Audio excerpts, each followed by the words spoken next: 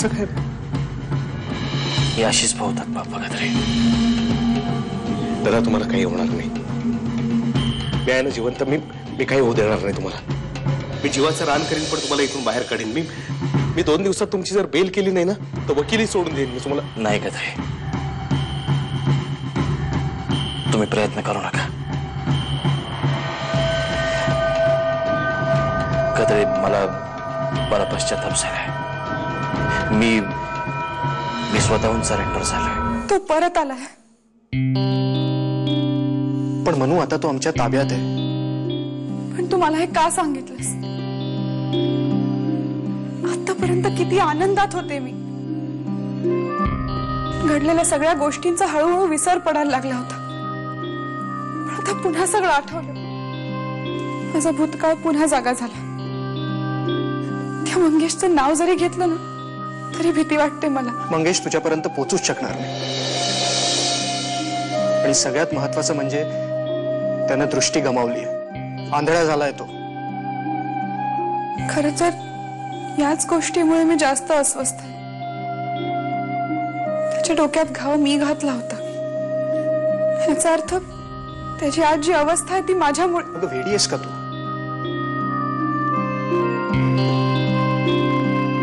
मी काय सांगितलं तुला?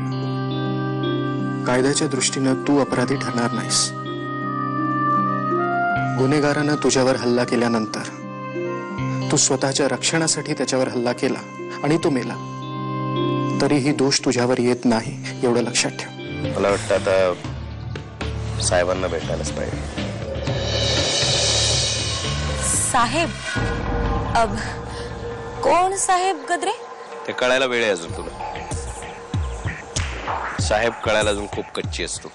लिंबू टिंबू आमच्या या खेळातली. एनिवेज, आणि कशाला हव्यात फालतू चौकशा? काम करतो तुझं. निघतो मी. काका काकूंना भेटून जा. नाही म्हणून उशीर होतोय आणि तसे आई बाबा वैतागलेत. तू जा आणि काका काकूंना माझा नमस्कार सांग.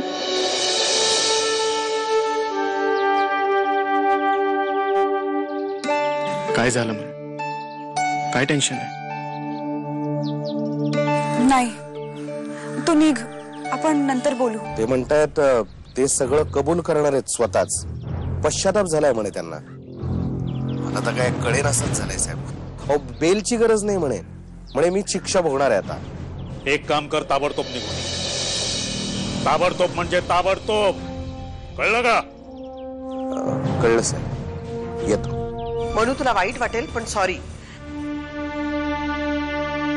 हे बघ, आपण आकाशच्या आई वडिलांना समजवूया.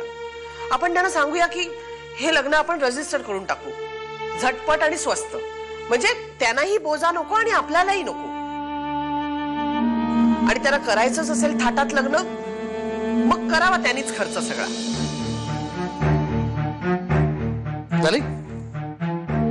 झाली तुझी टकळी सुरू. जिभेचा पट्टा एकदा सुटला की थांबायचंच नाही, नाही का? मला वाटलं होतं तू सुधारली असेल म्हणून, पण नाही. तुझा मूळ स्वभाव जसा आहे तसाच आहे. काय? कठीण आहे. मी ऍडव्होकेट गद्रे, मंगेशदांचा वकील.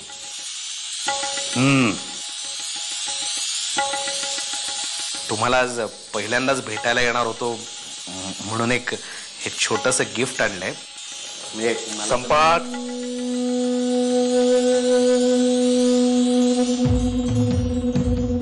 संपात.